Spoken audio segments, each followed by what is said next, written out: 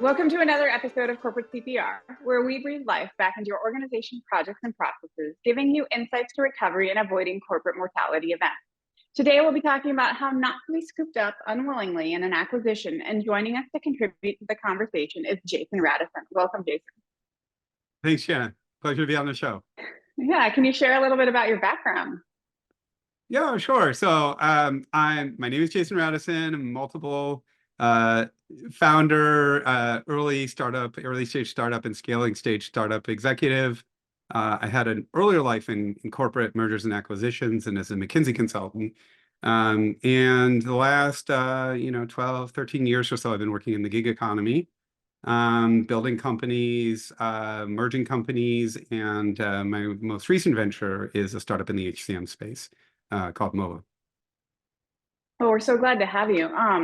Yeah, let's set a little bit of a foundation because one of the, I think one of the strategic moves large companies make in the market space is that they do these roll-ups. We were actually just having dinner with somebody yesterday, and they're in the transportation industry, and they were talking about how low the margins were, that they can't even implement new technologies to make it more efficient because they can't get the capital in order to make that a reality. So their strategy is to go roll up that industry and see if they can improve the margins, and then therefore improve, like implement the technology, improve the experience.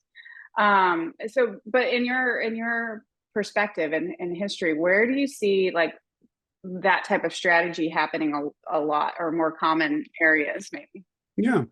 Definitely. Like I think industries consolidate. They tend to consolidate, particularly where there's economies of scale and sort of the general high level perspective.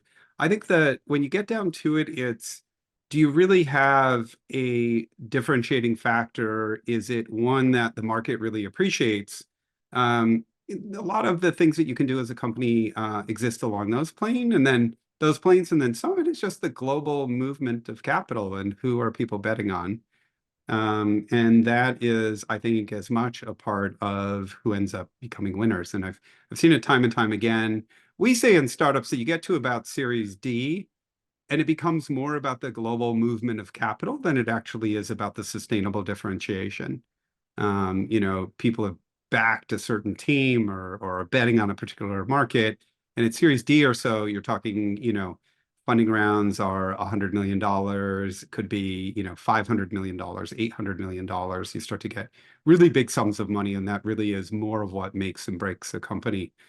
So the roll-up picture is, it's getting, I think, to a scale where you're going to win and you're going to convince the capital markets that you're winning, or you're the ones to back. That's really, I think, sort of the name of the game as a management team. When you say the movement of capital, it's really about like the scarcity of it and where they're deciding to invest their dollars. Yeah, the people with the really deep pockets. Mm-hmm. Earlier stage, we're working with early stage VCs who have their family offices that are backing them, their LPs. Folks that will write a few $1 million here or there. When you start getting into these later stages, it's major corporations, it's mutual funds, it's literally people that can open up the checkbook and write a $200 million check. And that's the stuff that just really kind of distorts what's going on. And hopefully, if things have been going well for your company, you're getting that capital and you're able to prove to the market that you're the company to back. You've got some really good differentiation that you're building off of. How do you, I guess, as a company owner or the board of a company, obviously you're supposed to be out there assessing threats to the organization, but how do you, is it really obvious when these roll-ups are happening, or is it more, a slow burn and you get surprised by it? Yeah. Well, as you and I have discussed in the past, I've been part of a couple of roll-ups. I had that whole earlier part of my career as an M&A guy. I think it's on some level it's obvious, and particularly for a publicly traded company, it's pretty obvious if you're sort of doing your job and sometimes and executing well. And you know, it can be evident in those core metrics. That's usually kind of the first place I would look. You know, I worked in the casino industry during the roll-up of the casino industry in the aughts for a company called Harrah's Entertainment. It was run by Gary Loveman, you know, kind of famous ex-Harvard Business School professor. Bunch of really interesting case studies if anyone wants to go out and look at them of the stuff that we were doing. You know, and basically the the writing was on the wall. We bought Binion's Horseshoe. We bought the World Series of Poker as part of that deal. We bought Caesars Entertainment, which was a bigger, much more famous brand. Harrah's was sort of the scrappy, you know, kind of middle class casino, and Caesars was, you know, the big presence on the Strip and international whales flying in on private jets and that kind of thing. And yet we had 2x the revenue per room night of Caesars Entertainment across our whole platform. You know, and as we bought, acquired, rolled that company in, the bet that Wall Street was taking, we were a public company at the time, was that we would be able to replicate it. And by putting our technology into Caesars Entertainment, we would double the profitability, double the revenue, double the profitability of Caesars. And we were actually able to do that in 9 months after we acquired them. So I think you're going to see it in your metrics. Do you have the occupancy? If you're in hospitality, you have the occupancy rates. You know, if you're in subscription businesses, what does your churn look like? What does your ARPU look like? You will see it in those top line, you know, kind of revenue and cost metrics if you're really sort of executing as a company in the way you should. If you're not, it might be the strategy. It might not be the strategy. It might just be your execution. You might have a perfectly fine strategy, but you're not executing particularly well. Those are usually kind of the places that, you know, from the perspective in sort of my former roles, the places we usually look first when we're thinking about kind of corporate CPR and where do you jump in here and what do you fix? You kind of have to diagnose both sides, both execution and strategy, and make any adjustments.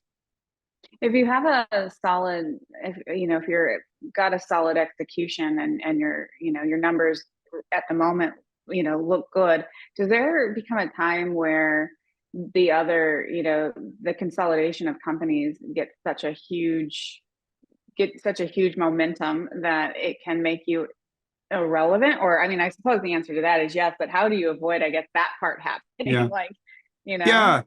Totally. I mean, there is an innovator's dilemma lens, and you know, are you sort of resting too much on your historical business? You know, there are different, I think, different approaches to that. You know, size per se isn't, you know, the end all be all, of course. If you look at the hotel market, to stay kind of in that genre, you know, there are massive, hugely successful brands out there in the world.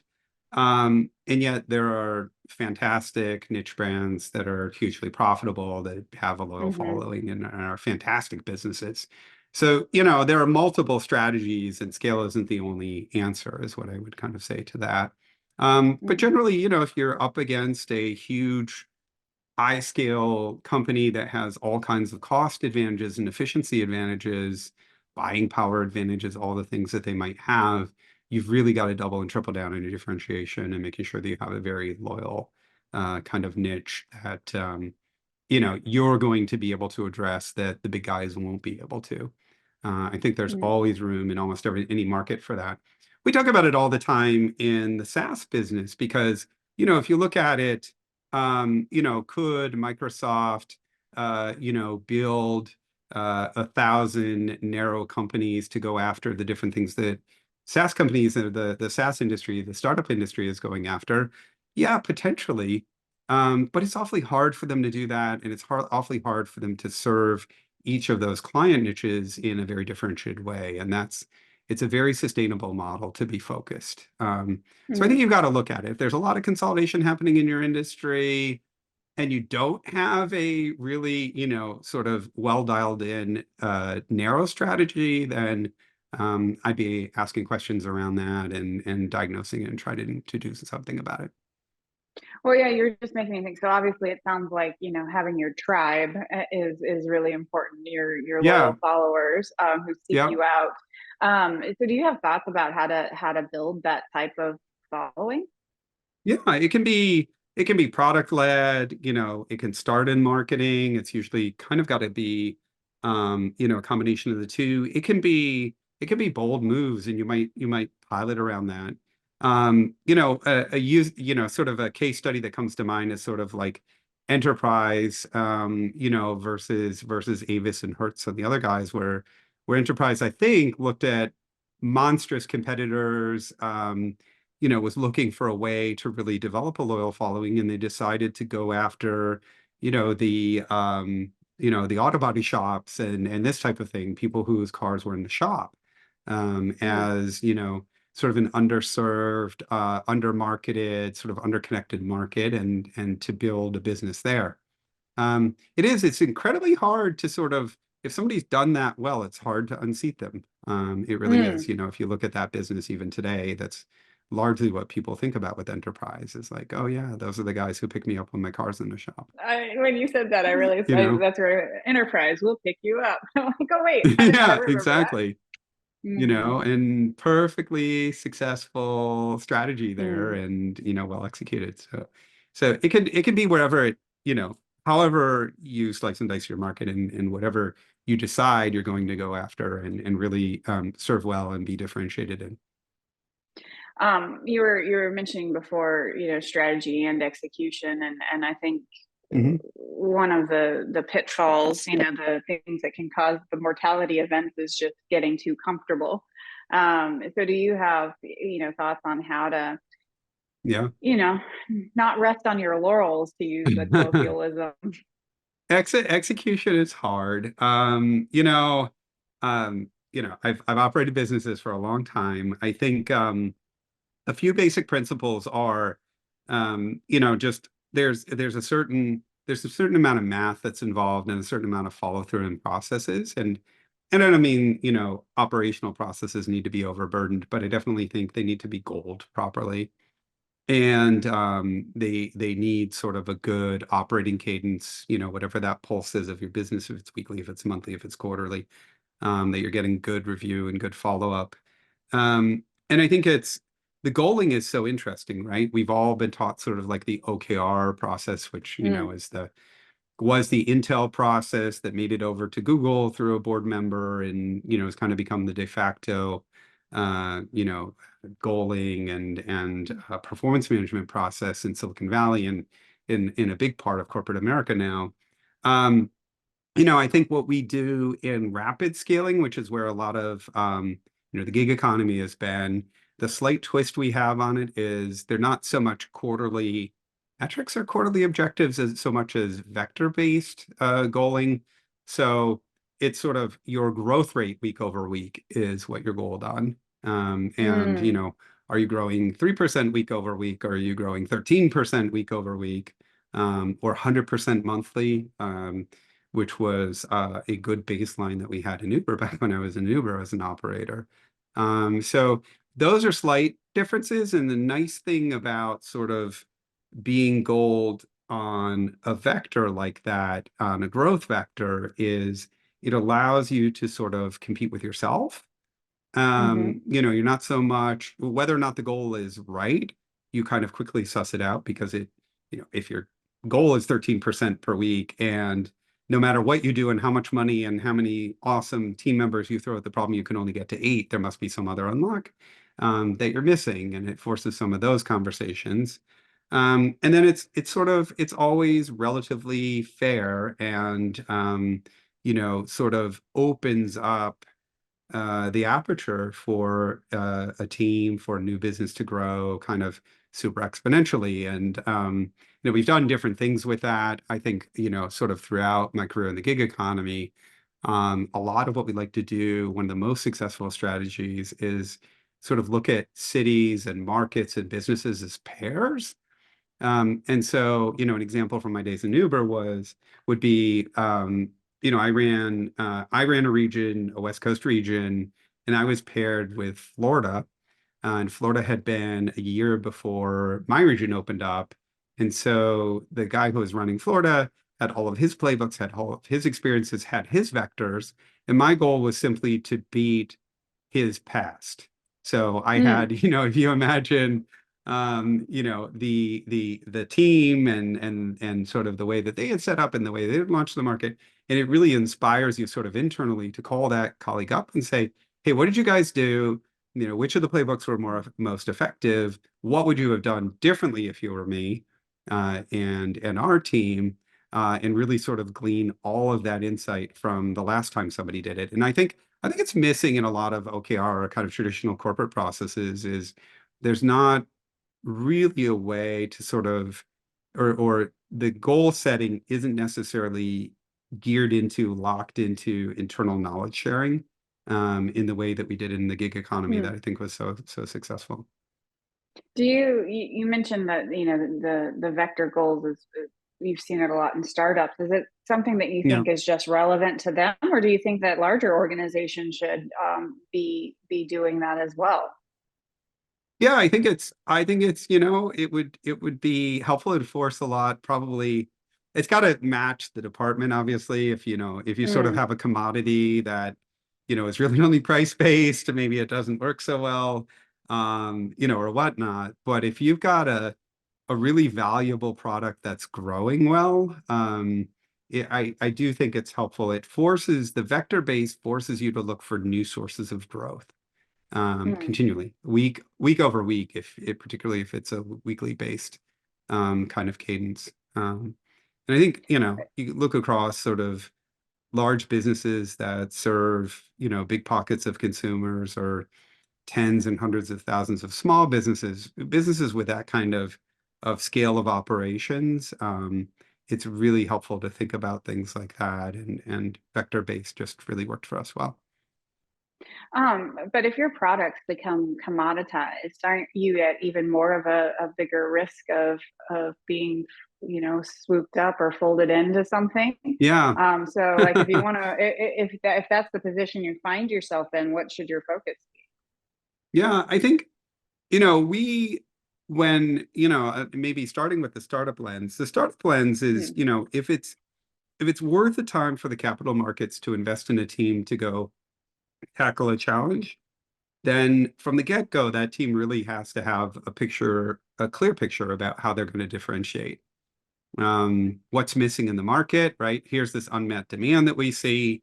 And, if we can deliver this solution in this way, it'll be very differentiated and we'll get, kind of the more crossing the chasm, we'll get sort of the early adopters first, who are, most feeling this pain. And then eventually our innovative solution will spread to the mass market and the rest of the market. So I think if you're looking at it from the company perspective of like, geez, we're really not differentiated, um, there's a huge reward to state the obvious for getting yourself differentiated and Mm. and whatever you need to do investment wise, roadmap wise to sort of be able to cover some of those areas. It's difficult. I realize it can be difficult. Like we're the company that's known for the commodity part of the market to be that guy and then to, walk into the same customers with, here's how we're building this very innovative solution can be tough. Sometimes those need to be two different teams within the company. But the answer to not being differentiated is go get differentiated. Really. And I assume part of that strategy, though, could be introducing, new products. Like my head goes to Procter Hmm. and Gamble, right? Like a lot of what they Right. sell is going to be a commodity. Like you can go buy soap or whatever It's soap. from multiple, yeah, yeah. Yeah. And so, do you see that? Like, where are the points, I guess, of differentiation in your head? Like, Yeah. one is Yeah. differentiating the product, but there's other ways to differentiate as well.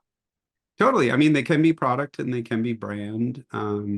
They can just be focus. And you take a relatively commoditized product, but if you're doing you know, soap and other cleansing agents for the veterinary business, it's a very, differentiated thing, although it's also, you know, quote unquote just soap. So I think it always kind of, Mm. whatever that magic formula is, to find differentiation. And I think that's a great example of a company that's built a machine for producing new brands that are highly differentiated.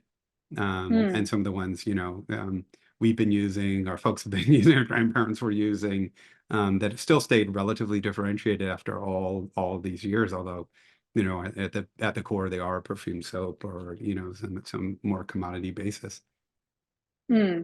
One of the things I've been, I guess, coming across more lately is both with copyright, or patents, I should say, not copyrights, patents, and even just entire organizations where large organizations will go buy those patents or go buy out, a competitor or maybe more of an adjacent competitor and then do Yeah. nothing. Like, how Yeah. do you, I mean, I guess people don't necessarily know that that's what's going to happen when they're going into it. So are there warning signs or? Yeah, it's tough to say because I think the dance, the relationship that is a transaction, a merger, it might even be very different people, and it may be, a very different set of circumstances than actually living as a merged company. Um, you know, I think as you allude to, there are a lot of acquisitions that are motivated by, things that may ultimately end up just being kind of anti-competitive, whatever the intent was. We had that great, highly differentiated competitor, and now they're gone. Whew, thank God we don't have to, worry about competing with them anymore. Mm, I think largely, and we'll see, we're sort of in a part of the cycle right now where not a lot of acquisitions are happening. Um, but I think largely, I'm a fairly optimistic person. I think most mergers and acquisitions happen for the right reasons or with the right intent. And then I think the hard thing, a lot of startup teams just run into the innovator's dilemma once they're inside. Um, mm, you know, the company, these guys bought us, the 800-pound gorilla in our industry bought us, and we go to meetings and they're actually not concerned about our product at all. And they don't mm, want our differentiation. And we talk to their channel leaders and they're not interested in selling us. These guys paid all this money to buy us, but nothing's happening.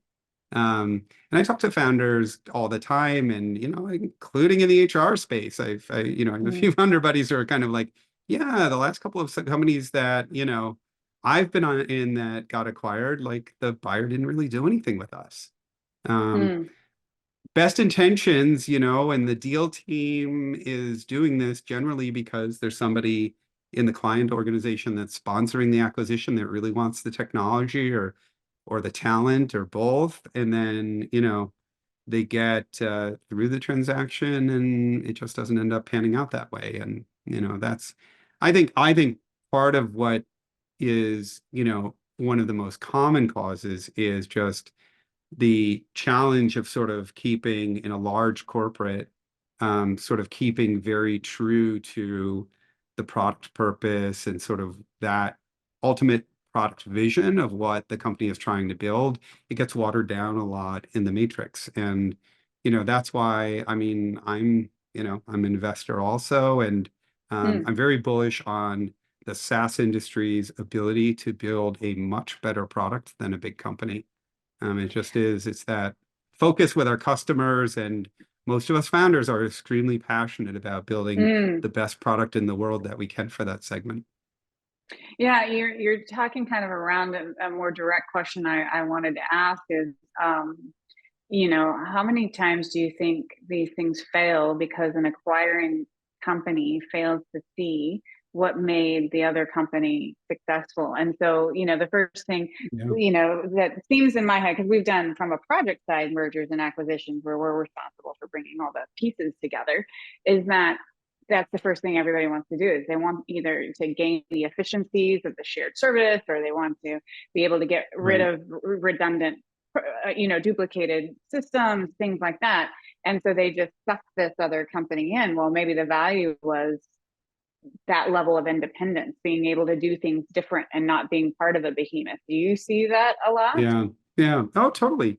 Totally. I mean, if you talk about the traditional sort of big company acquiring a tech startup, all the time, and I think, those are the challenges, right? It's, the tech startup may have had 20 super senior engineers or 200 super senior engineers that, you know, have superhuman performance, and then you throw them into a 5,000 engineer squad and, you know, it just, Mm, the day starts getting tied up with meetings and, you know, it's not, you can't just simply build a feature and roll it to market to see if it works, to see if it resonates in the market. You've got to go through committees and a very, you know, sort of committitized and matrixed roadmap and delivery mechanism. And I think those things, you know, if part of the goal is to get the level of sort of efficiency that we have and effectiveness we have in startups into the big company, I don't think it's not it's not sort of like an infection process. You can't just pull that mm, team in and mm-mm, it ultimately it ends up being an average. And since it's just a small number of people, it's usually almost not noticeable the difference that startup team is able to have. Now there are exceptions to that. You know, there are lots of large teams in corporate that are led by the startup founders that they acquired. mm, And there are, you know, there are plenty of examples where things really work out. Um, I think, you know, what's sort of a more successful form, that's a lot bigger check, but ultimately is, you know, the kind of consolidation of the industry, less big companies buying startups, but big companies buying each other, where there's tremendous unlock. You know, and I alluded to, you know, my time in the hospitality industry. I was also part of the roll-up of AT&T Wireless, the AT&T brands, in the early part of the aughts. And, you know, we had unlocks. Obviously, you know, you don't need every department twice, so there's a bunch of synergies there on the cost side. But then tremendous network synergies.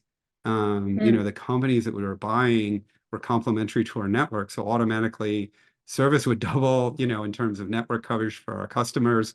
The early days of wireless, when things weren't, the cell phone network wasn't so decent and you know, so widespread. Um, you know, things that we would notice is the churn rate would drop tremendously. You'd have service-driven churn, like my cell phone coverage just wasn't good at my house, would drop by half, and you start doing that across, you know, tens of millions of customers. You're generating billions of dollars of value a year that easily pay for mergers. So there are just when big companies buy each other, there are just fantastic reasons sometimes, mm, all the way through. Or a retail network, right? We've got a, you know, store in every neighborhood, and so do they. Do we really need two stores to, you know, merchandise essentially the same types of goods, these kinds of things? So very bullish about those big corporate ones. They are tricky. It's not fun to be on the receiving side. You know, if the other guys are a lot more efficient, if they have better tech, if they have better operations, if they have better leadership, you better watch out. We mm, all know what happens. But to be on the acquiring side, it's phenomenal, and it's a phenomenal return to your shareholders, to your own, you know, stock, whatever you have, and to your career, because all of a sudden you can have twice, three times the scope mhm, as, you know, all of these transformations go through. And they're really fun projects too, this kind of clean room environment and planning for joint operations in a year and 9 months or 6 months. They're really great times. And, you know, if I were at the beginning of my career, I would sign up for that kind of work again in a heartbeat. It's really a great learning space. So we've covered a lot of different aspects of this. Are there other things that you see that, you know, with the lens of, you know, if I have a company and I want to shore up my company to make sure it's not acquired, what else do I look at? You know, you mentioned diversification, but are there other things that are Yeah. kind of key pitfalls for companies? Yeah, I mean, you know, and number one is definitely your differentiation. Number two, like if you don't have differentiation, finding differentiation or finding a defensible niche, whatever that Hmm. differentiates is going to be. Um, Capital efficiency is a big one, and you know, it may seem strange coming from an early stage startup founder, you know, particularly in the gig economy where we were not exactly, you know, the most frugal mostly. Mm, Um, I think it requires a little bit more precision. It requires just a touch more process to be very lean in what you do. Amazon kind of not by accident, one of, their corporate culture principles is the principle of frugality and the flannel shirts and whatnot. And I can say, it's a very, very different outlook. If you're not spending money and you're being very efficient with your burn, you're able to just out sustain and outmaneuver. And however you reinvest that, I would much rather reinvest savings in additional experiments to work on getting even more differentiated, to accelerate a part Mm. of the product roadmap. There's a bunch of things you can do, other than just kind of being very spending and sort of buying market share. There are a lot better ways. And I tend to, in all of my companies, like seek the organic path to the best that we can. Um, that's if you look at ride sharing, in a common metric we use in sort of the gig economy and scaling things up is we look at how much GMV or how much top line we're able to generate from each dollar of investor money that we've spent. And the best in my career, the best that my teams and I have ever done is 20x. So we're able to Mm. build $20 of GMV for $1 of invested capital. I can think of plenty of companies in the gig economy space. I think if you look at WeWork and some of the others, you'll find things that are sort of $3 of invested capital for $1 of top line. There are plenty of businesses out there that are sort of like $5 a top line for $1 of invested capital. So I think about things in terms of those ratios. If you're a business builder, like your overall leanness and your ability to scale. And a lot of that stuff also is just sort of how you also manage shareholder and stakeholder expectations. Because, truth be told, the gig economy, we probably should have done the coasts of the United States. They're some of the least capital efficient markets you could be in the gig Mm. economy. Some of the Mm. most capital efficient markets in the gig economy are in Latin America. It's the big cities of Latin America that are super efficient, Mm. where these kinds of businesses make money if they're run properly, and make a lot of money, and have, just great dynamics in terms of employment creation and other things. Downtown San Francisco, not so much.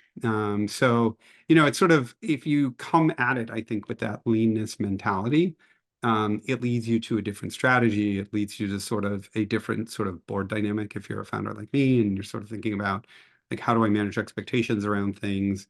And very much sort of like, you know, crafting your portfolio as a company, sort of what you're going to go after in your strategic plan, with an outlook towards, I actually want to make the best return possible on the cash that I've been given, whether it's from the public markets or from the private markets. Mm.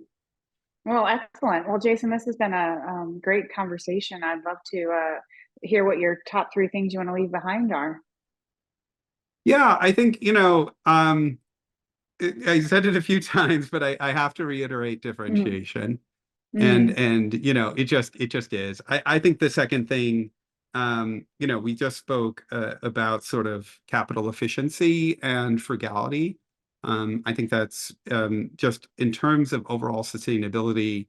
um, while you're working on everything else, you might not quite have the differentiation you want, or you might not quite have the strategy that you want. But if you're frugal and lean, you'll live for another day, and you will be less the target of, perhaps a hostile takeover or one of these roll-ups. And then I think thirdly, I think there's a lot that can be learned from just having a very open-minded global perspective. Because chances are, whatever your company is going through, there are other companies somewhere else in the world or in a different industry that have gone through something similar. And, Mm. the sort of more experience I get, and, the older I get, and the more things I see, it's really interesting how things are, sort of transferable from one industry or another, whether it's a playbook or a situation. It's interesting to see sort of history repeat itself. And one way to say it is, I think you should have an open mind to other industries and what's going on broadly in the world of business. Mhm. Another thing is to say, sort of being a student of the history of what works and what doesn't. and just keep pushing that, you know. I Mm. saw a really interesting program in I don't know what, in Korea that worked this way, you know, that a big corporation there was using. And I think with a couple of tweaks, we could probably use it in Texas, and Hmm. being willing and kind of open-minded about applying that.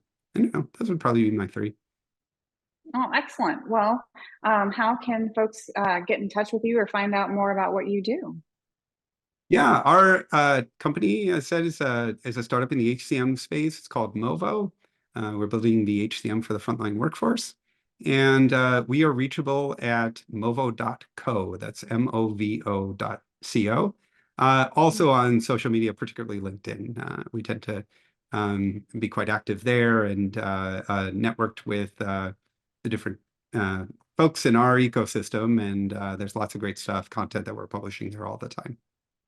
No, excellent. Well, thank you so much for your time and your insight. Thank you. Thanks so much for having me on the show.